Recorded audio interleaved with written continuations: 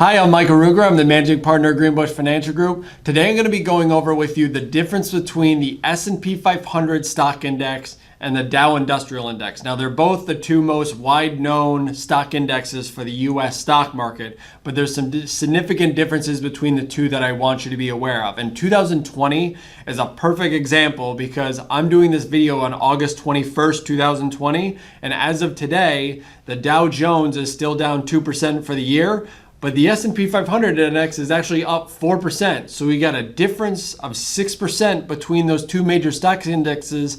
I want you to understand why. The first big difference is the number of companies in each of the indexes. So the Dow Industrial only has 30 companies in it, where the S&P 500 index, as the name suggests, has 500 companies. So when we're looking for a broad representation of the companies in the stock market, the S&P 500 really wins that argument because we're not just talking about 30 handpicked stocks dictating what the return was overall. The second difference between the two indexes is what we call sector concentration. So each stock in the stock market fits into a certain sector.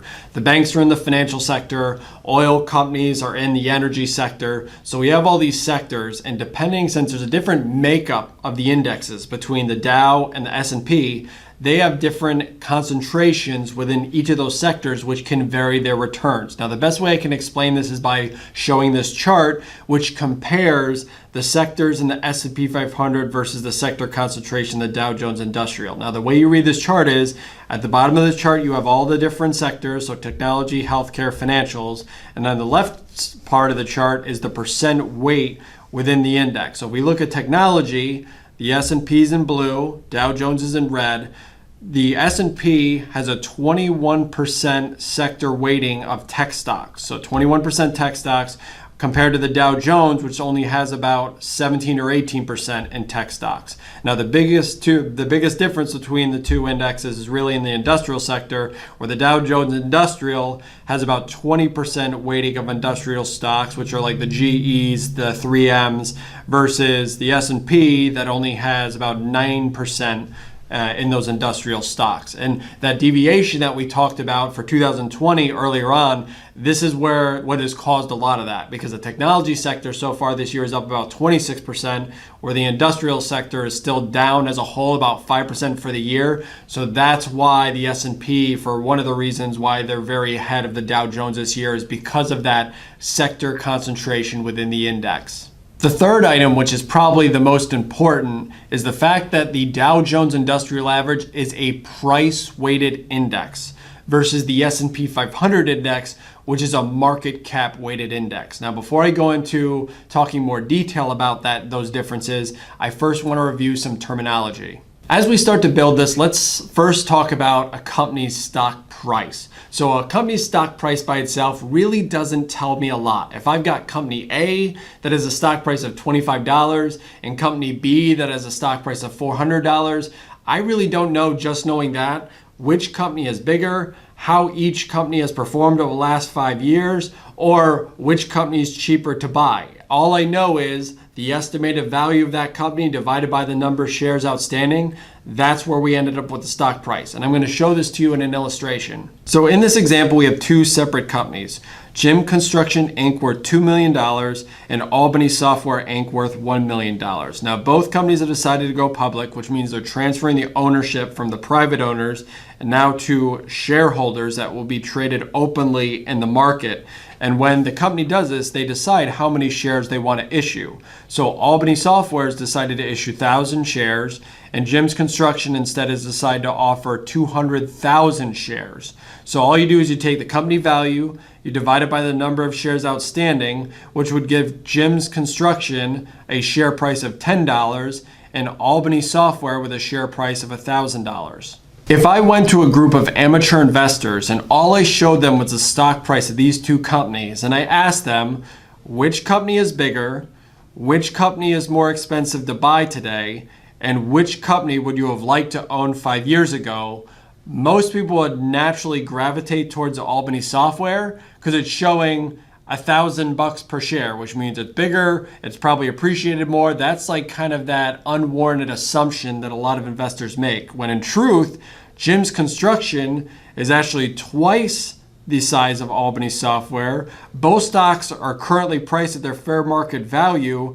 And if, for let's say these companies went public 5 years ago, you have no idea by looking at the current share price how they performed. If Jim's Construction was trading at $2 per share 5 years ago, that means it went up 400% between now and then, versus Albany Software. Let's say if that went public 5 years ago and it was $800, that means it only increased 25% over that same 5-year period, even though it's showing $1,000 a share. Now we're going to review the term market cap. So what market capitalization is, that is the total value of the company. And the calculation is just the price per share times the number of shares outstanding, and that's the total market cap of that company. So if you wanted to compare, let's say, Google and Apple together. So Apple's stock price right now is at $4.73 per share times the 4.2 billion shares outstanding.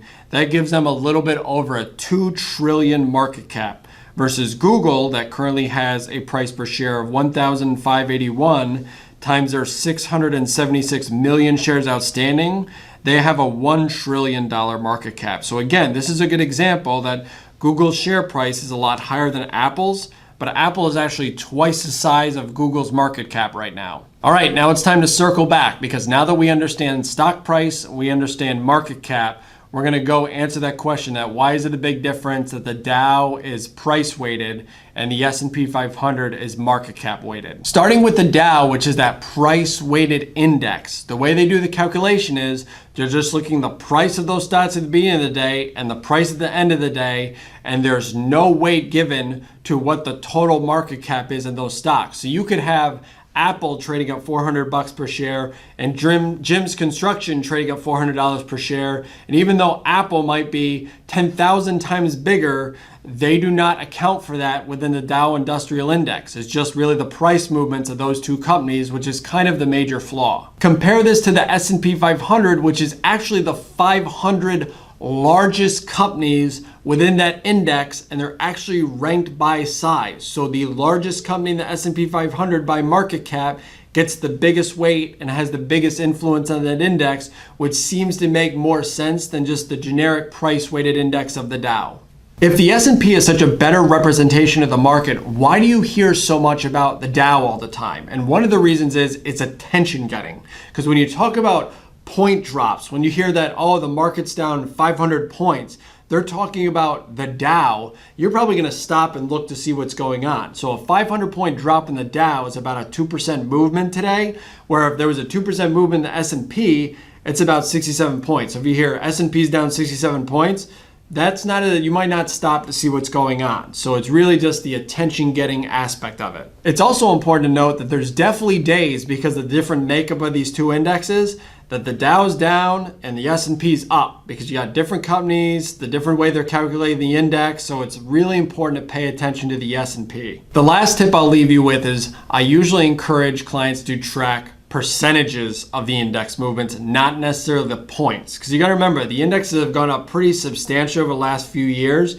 So when you hear a 500 point drop in the Dow, that's about 1.8% move, versus a 500 point drop in the Dow back in 2010 when the index was only at 10,000. That's a 5% shot. So it's a lot bigger difference. So as the market continues to climb higher and you hear these point drops, I always say just go back to the percentages to really determine how substantial it is. I hope this was helpful. If you have any questions, please feel free to reach out to us at moneysmartboard.com. Thank you.